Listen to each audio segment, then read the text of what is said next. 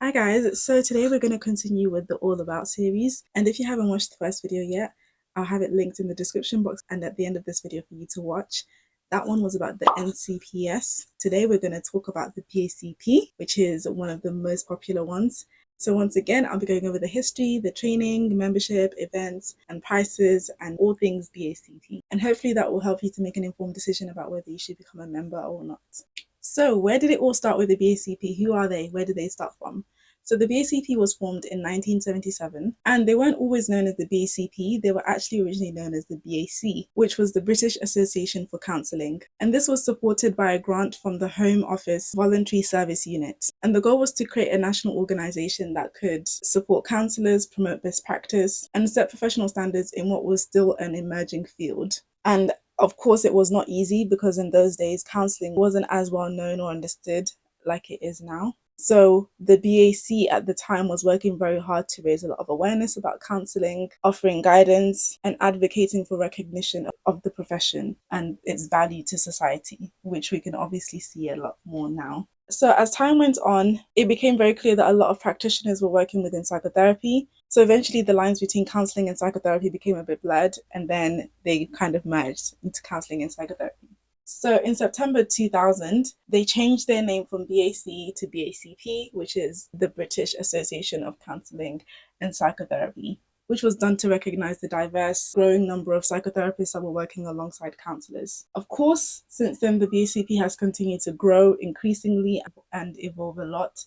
And it is actually one of the largest professional bodies for counselors and psychotherapists in the UK, with over 60,000 members and counting. And they've become very well known for their ethical framework for counselling professions, which all members must follow, and not just members, but trainees, students, professionals, everyone. And they've really helped our industry by professionalizing the field through resources like the Therapy Today magazines, research publications, CPD opportunities, and policy engagement, especially with the government. And in recent years as well, the BCP has been doing a lot of work with major sector-wide collaborations. One of the key things that they've done is their work with the Scoped framework, which stands for Scope of Practice and Education for Counselling and Psychotherapy Professions. And this framework was developed in partnership with other professional bodies like the UKCP and BPC. And the aim of this was to create a shared standard for education, training, and competence across the counselling and psychotherapy field, which I think they've done a great job with so far. So the BCP is also linked with other networks like the Psychological Professions Network. So that means they take part in influencing mental health policy at a national level, including contributing to consultations with the NHS, Department of Health, and educational bodies. And also, the BACP has been working very hard to push counselling and psychotherapy to be more widely available in settings like schools, universities, and primary care. So that's a brief history of the BACP, where they started from and where they are today.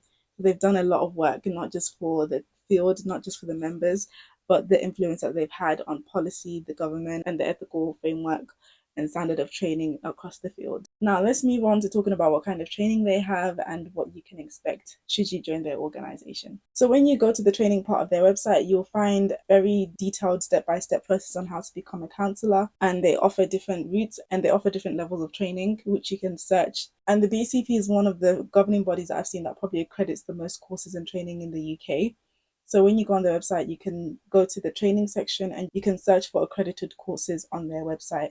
So that way you don't have to Google search random universities and check if the university is accredited. You can just see the ones on their website which are accredited by them and look for those courses. So they offer a lot of accredited courses, from diplomas, undergraduate degrees, master's degrees, advanced diplomas or postgraduate diplomas, and foundation degrees. So many things that they offer.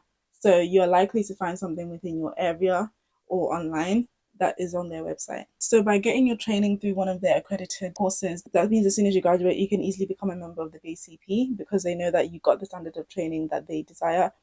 And if your course that you did wasn't accredited by the BCP, you can still do a test to show that you are competent enough and your standard of training was high enough to be a member of the BCP.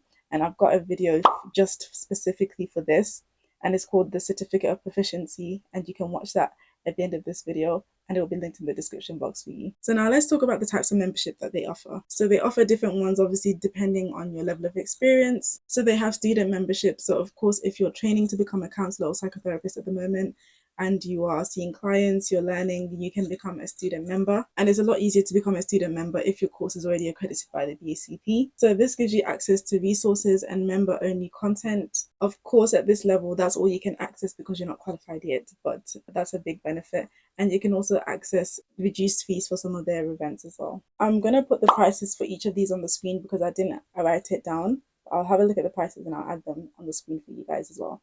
So the next membership is an individual membership. So this is suitable for people who have completed their training and they're either working towards accreditation or they're already a practicing therapist. And at this level, you can be listed on their website as a practicing counsellor like myself. So you still get all the same benefits as a student membership and a bit more as well. The next kind of membership they have, which allows you to put MBACP at the end of your name on different platforms, especially LinkedIn. So you can apply for this once you've completed a minimum level of training or you've passed the BACP's certificate of proficiency test. So this tells people that you meet the ethical and professional standards of training according to the BACP, which is really, really good. It really adds credibility to you as a counsellor or psychotherapist. Next up, we have accredited membership. So this is simply for those counsellors and psychotherapists who've got a lot of significant experience in the field and they've been working in the field for years and years. And they've also completed a certain number of supervised hours. I believe it's probably more than, I think it has to be like more than 450 hours of supervised hours. So it just shows that you've got a lot of experience. So of course you get all the same benefits as the other people, but you obviously get the privilege of having that extra added credibility to show that you are very knowledgeable in your field and you've got a lot of experience. And then the last membership category that we have is senior accredited and fellow. So these are the highest tiers and these are awarded to individuals who've made a significant contribution to the profession. So these are less common, but they show a long-standing commitment to excellence and high standard of practice, which is really, really impressive. And lastly, there are also organizational memberships for training providers and service organizations. So you can check out all of this on their website. I'll have it linked in the description box below as well. I know I didn't really speak much on the benefits of what being a BACP member involves, so I'm going to list some of those now. And of course, they'll vary depending on the level of membership that you have. But one of the main things is that you'll have discounted prices for events, conferences, and CPD workshops, which is obviously really helpful because if you want to do these a lot, it's going to, pile up, it's going to add up.